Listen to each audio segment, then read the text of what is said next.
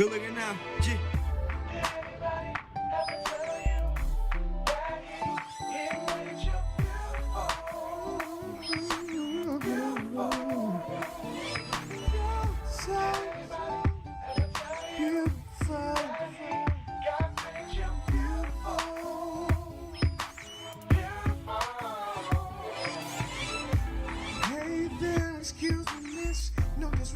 You're very precious.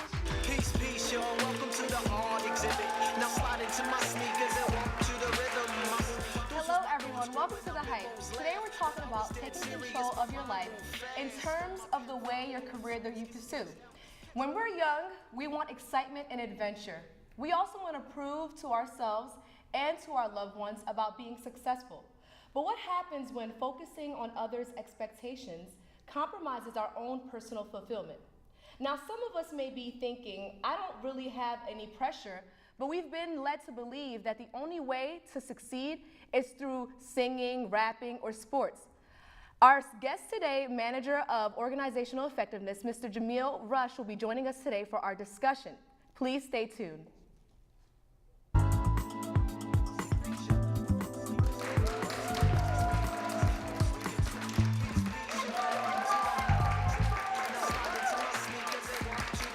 Hi ladies, I'm Benita, and this is Lifestyles and Relationships. Today I'm going to be giving you the early warning signs of dating violence. Your partner is jealous and possessive towards you. So, where you about to go? And Go with out who? with some friends, just for some drinks. Where? Somewhere, I don't know. The girl's taking me. Just like this? Yeah, I'm gonna be in the car. It's cool. Ain't nobody wants What to you see mean it's cool? No, first off, it ain't cool. Why? Because I ain't know you was going out in the first place. In the second place, you going out just like this? Here we go. Here we Ain't go. no here we go. If you think you going out, then you wrong. Unless you want to go get changed. So now I have to change my clothes? That's right. That's right. And where the cell phone at? And then you So I'm wanna see calling, my checking cell where you phone? at. Yeah. Oh my God. Oh, all this is a problem? You know what? How about this? How about you not even going out? Yeah. So you can go there and brush your hair for the rest of the night. You ain't going nowhere. He blames you when he mistreats you and says that you provoked him. I tell you, huh? I'm tired of telling you about the same thing. Yeah. Yeah, you put that on yourself. Yeah. He made your family and friends warn you about him or told you that they were worried for your safety when he is with you. Hey, Why you always showing that one in your mouth? I haven't seen my friend in so long. Yeah, all right, well, it's about that time to be getting that dinner right, ain't it? Can I talk to my friend? Yeah, you might want to get that dinner right. I'll be at the house.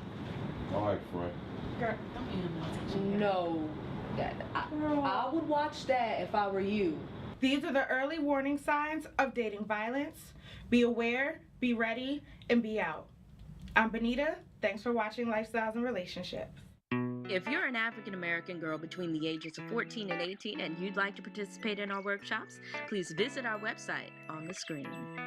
Stacks and stacks, I wanted that cash. Well, how I'm gonna get it, of course, through my raps. Welcome This is back. my Make sure nose you guys give love to our DJ 007, spinning the music from our local artists. Today I'm joined here with my co-host Blush and our guest, Mr. Jameel Rush. Hi, Jameel. How are you doing? Good. How are you doing today? Good. Can you please tell us about yourself? How did you get into the field? Yeah, my name is Jameel Rush. Obviously, I'm the manager of organizational effectiveness for the ARAMARK Corporation. So I work around our employee development and employee engagement program. I got into that field. I am a Philadelphia native. I actually went to Temple University. I went to school. Oh, me too. Yeah. So I went to school like so many others, not knowing what I wanted to major in. And about my sophomore year in college, I joined an organization called the Society for Human Resource Management, where I learned about the field of human resources and employee relations. My senior year, I got a job offer from ARAMARK, and the rest is history. Wow, you've been there since your senior year in college. I've been there since '07, so for about 6 years now. Wow, okay. Thank you. So why do you think so many people find themselves pursuing a career based on other people's, their own things that they want to do, like whether it's their family pressure or the society's pressure? Why do you think people do that? Yeah, I think we have to realize that your environment dictates so much of what you want to be. One of the things that we see in young African Americans, one of the reasons they want to be rappers or sports stars, because when they go on television, who's successful? It's the rapper, it's the sports star, it's the singer. So those people, they dictate what success is. So when it comes to an individual, you're really going to mimic the environment that's around you a lot of times, because you see success in your family, you see success in your aunts or uncles or cousins.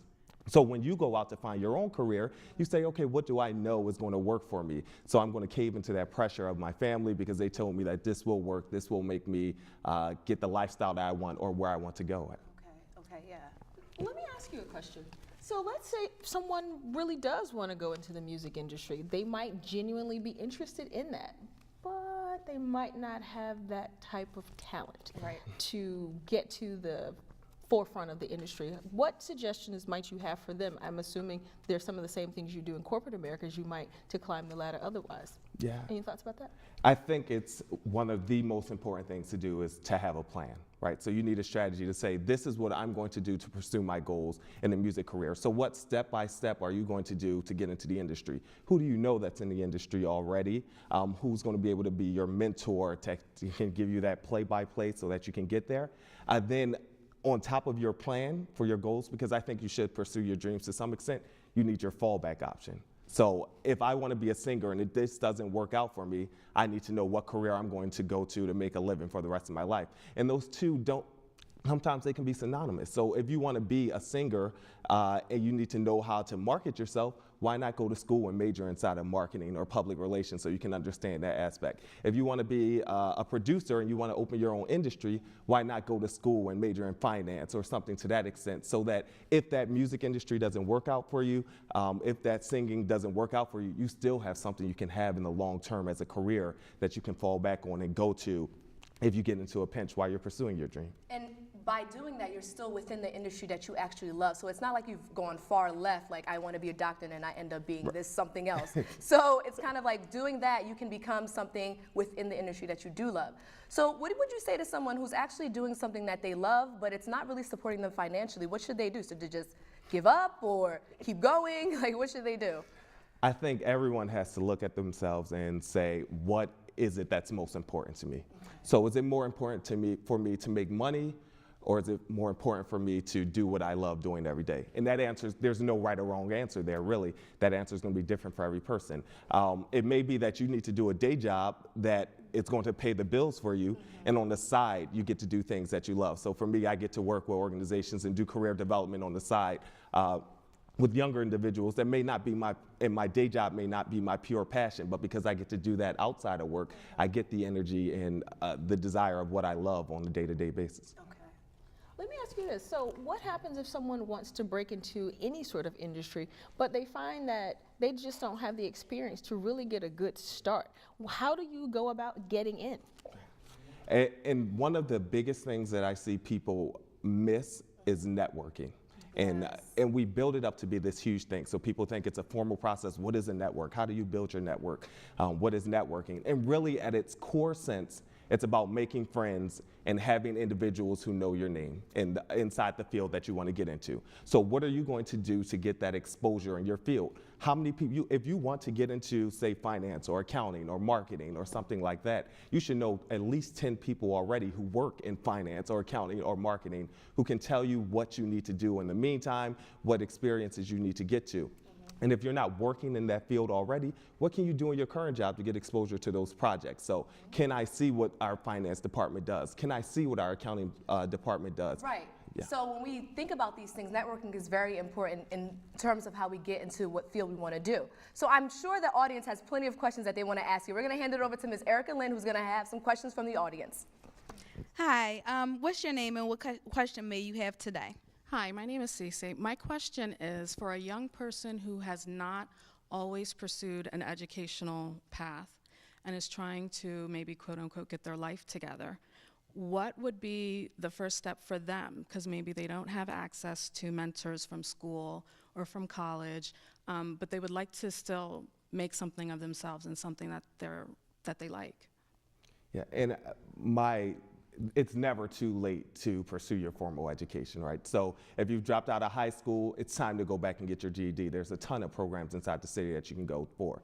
Once you get that, the next step is to go and get to your secondary education. That may or may not be college. It may be a community college where you can get an associate's degree. It may be a university. It may be a tech or trade school where you're going through those things. But I think in any career, there's some sort of formal education that you need to have in it and some sort of formal training that you need to start building now. And then once you get into that formal training, you'll begin being exposed to people who are working in that field. So you'll have teachers, you'll have career development offices, all those people around you that you need to link into and get exposure to and get connected with. Okay, what's your name and what question may you have today? My name is Torrance, and the question I have is, what do you do or how do you address kids that want to do things that are quote-unquote non-traditional careers? Something like a photographer or a fashion designer, someone who's going to be working for themselves essentially, but not getting a check every 2 weeks or weekly. What do you do to kind of dispel the fears and myths? Because typically in our culture, that's not something that is common. So you don't really tend to have a lot of mentors that are successful photographers or successful fashion designers. So how do you address that where, you know, you kind of say, you can do it, you know, it's something that can be done? How do you handle that?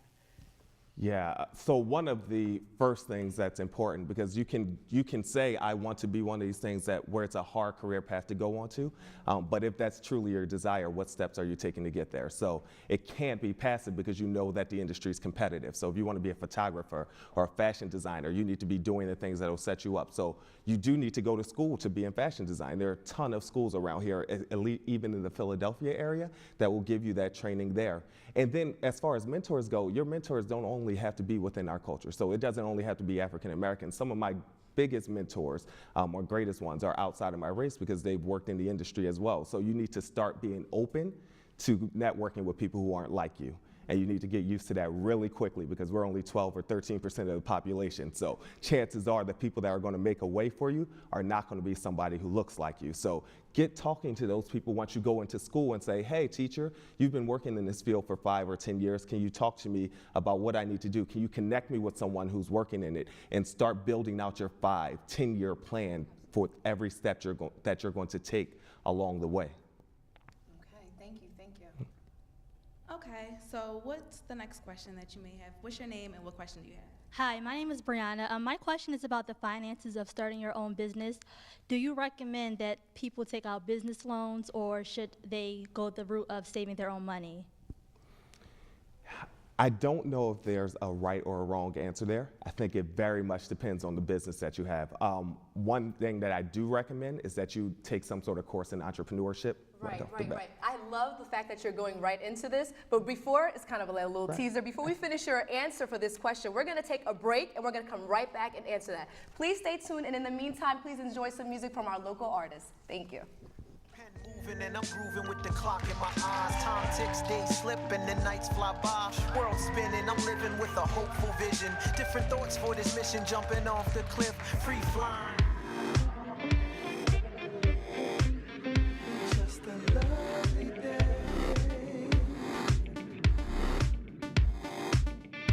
Just a lovely day.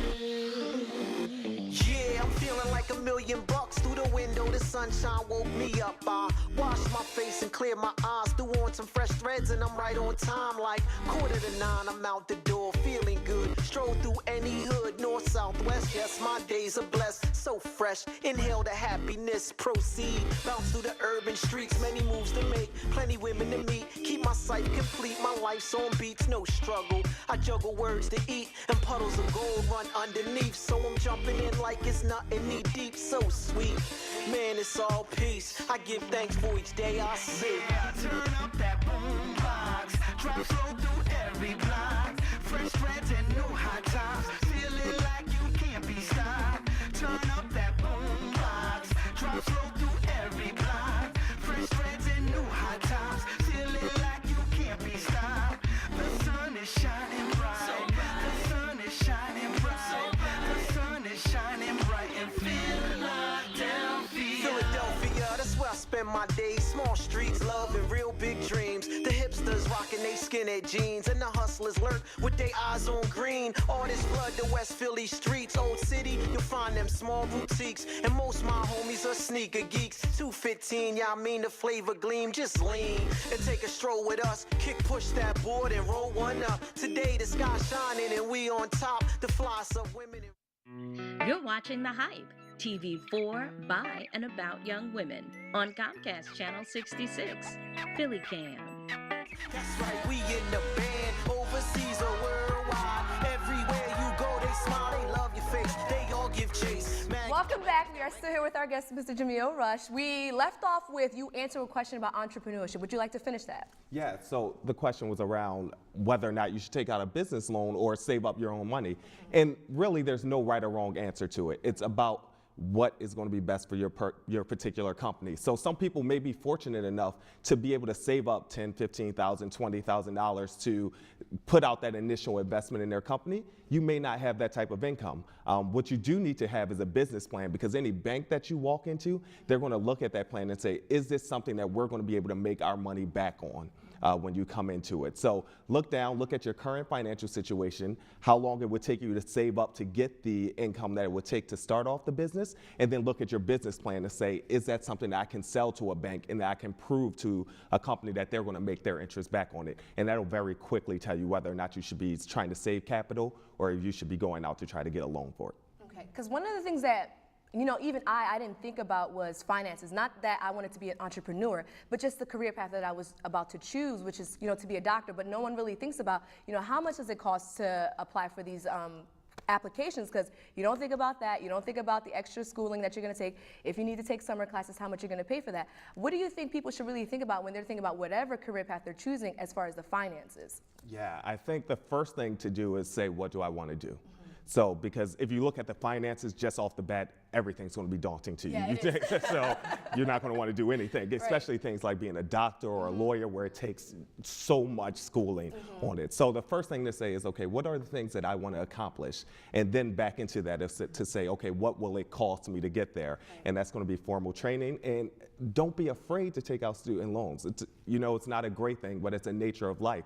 If you're going to have to take out $20,000 or $30,000 in student loans to get a career that's going to make $100,000 a year, it's okay. That's a good trade-off for you. But you need to make sure once you get into school, you do really well, because you don't want those loans hanging off over your head and no job to show for it at the back end. Right. Well, what would you do if you feel like school really isn't your thing, but what you want to do might require that? I mean, how do you deal with that gap there? Because I've heard people say, I really want to be a doctor, but I hate science. Well, how do you think that's going to work out for you? I mean, is it something that they feel like they should do, or is it really something that they should really be looking into? Like, how does that work? Suck it up is my quick answer to that. So school is a means to an end. Right. There are very few people in this world who want to be lifelong students. Right. You want to be a lawyer. In order to be a lawyer, you need to go through law school. So if you want to be a doctor, you need to go through med school. So it's not about whether or not school is for you, it's about whether or not that career is for you. And if this is your career, then school is something that you're going to have to go through to get to it. And you don't have a choice, just get through. Okay, so what should you say to someone who feels like they just don't have a true calling? Because this whole episode is about finding what is your passion, what you want to do. What if someone is sitting there saying, I don't really have a passion? What do they do? Yeah, and I think it's hard to find sometimes what your career wants to be. It took me 3 years in college before I actually determined, okay, this is going to be my major and this is the career I'm going to focus.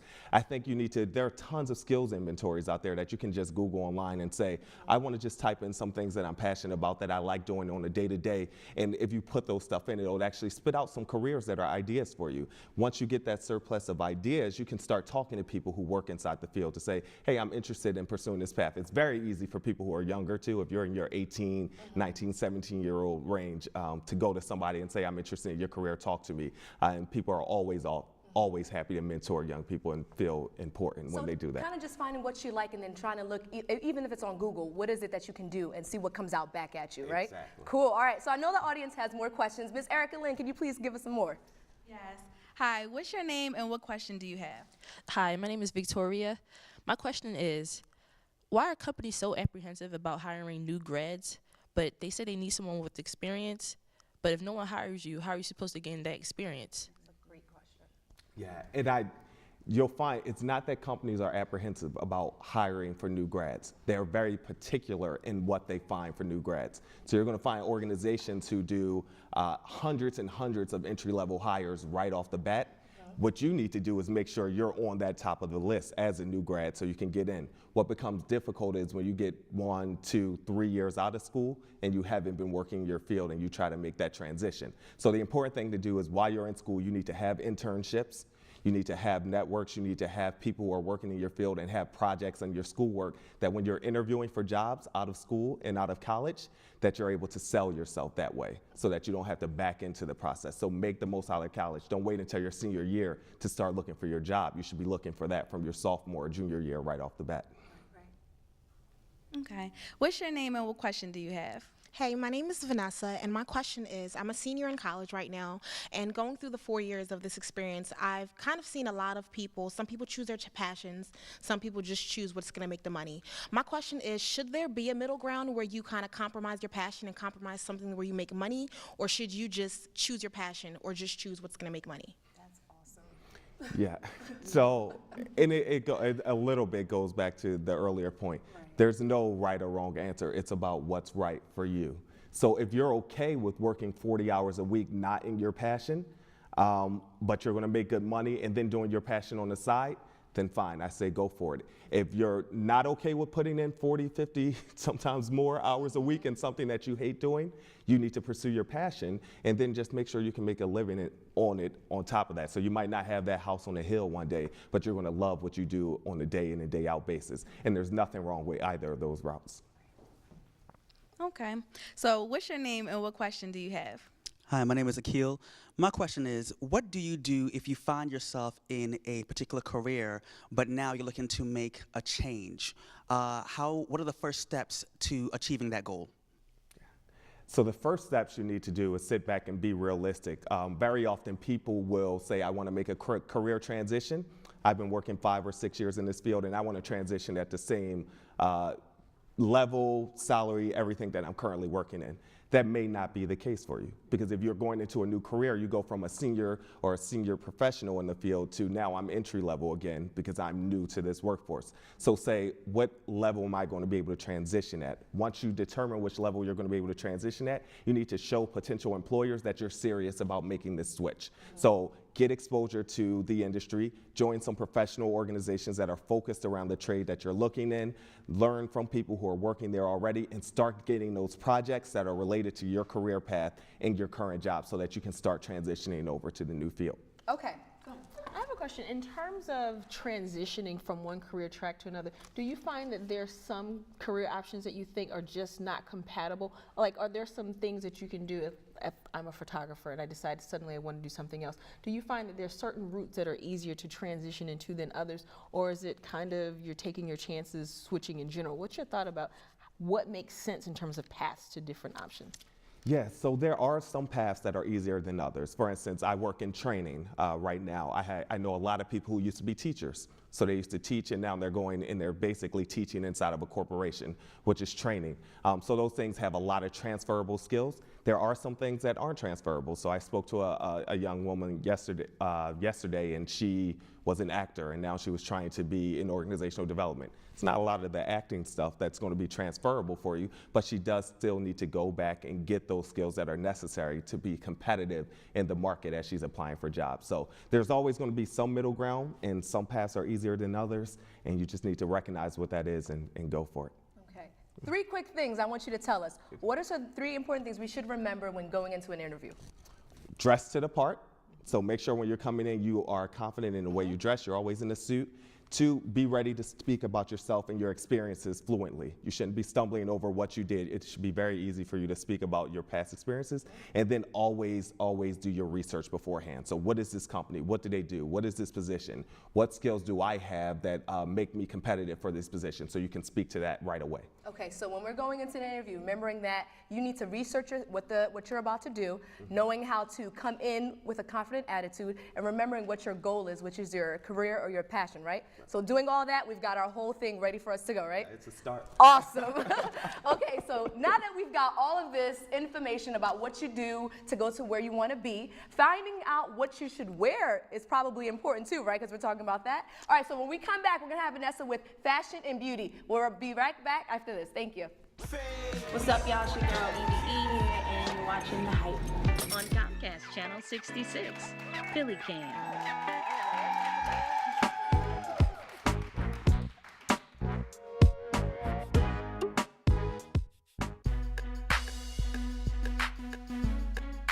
No.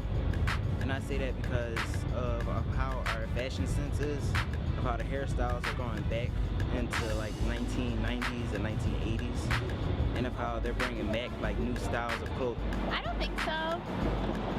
I don't feel that way. I feel like each generation has a hard time relating to the older generation. Like I feel like my mother had a hard time relating to her mother. Like my mom grew up in the 70s and there was a whole different like feminist movement, and I feel like the same thing is going on right now. I think that there is a great disconnect only because there's so many children raising children, and on top of that there's not a lot of parents being involved with their children like they should be. That goes back to the children raising children, and I think that a lot of the media has a lot to do with it.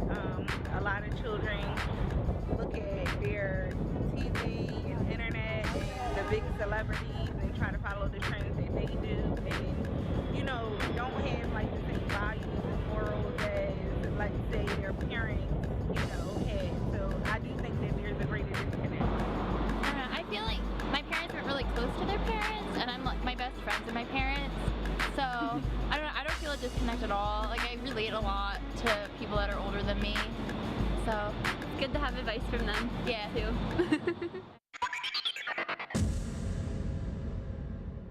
You're watching The Hype, TV for, by, and about young women on Comcast Channel 66, Philly Cam.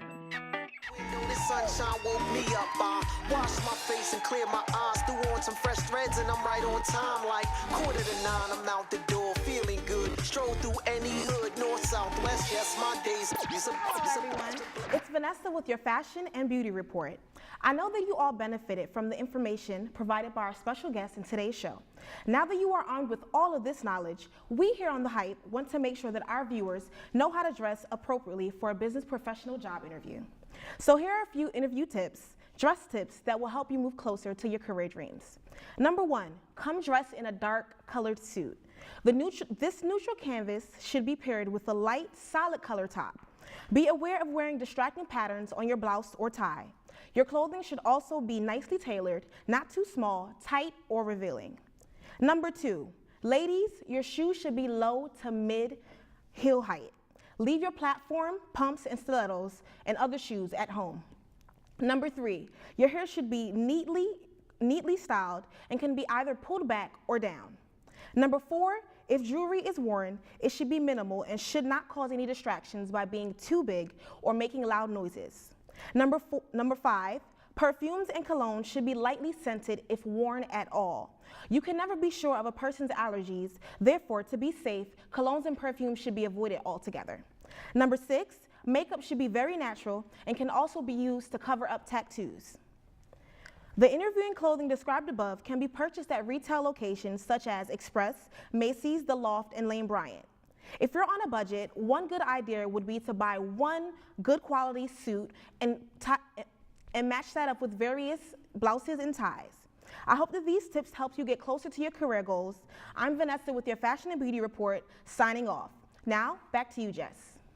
We would like to thank our DJ 007 and our special guest, Jameel Rush.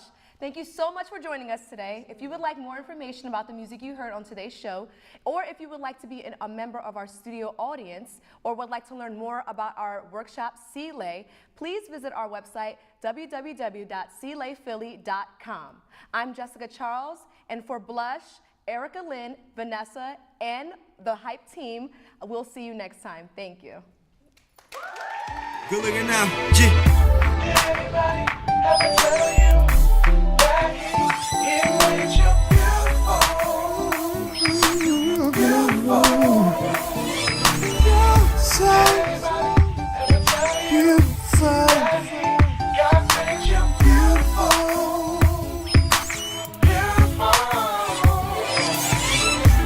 Hey there, excuse me, miss. No disrespect, you're very precious. Please tell me what's your name. You're a precious gem and God's to blame. No, I'm not trying to speak the game, still trying to claim. You probably never heard of this. A love affair without a kiss. All the diamonds in the world could never hold to your value. You're a precious pearl.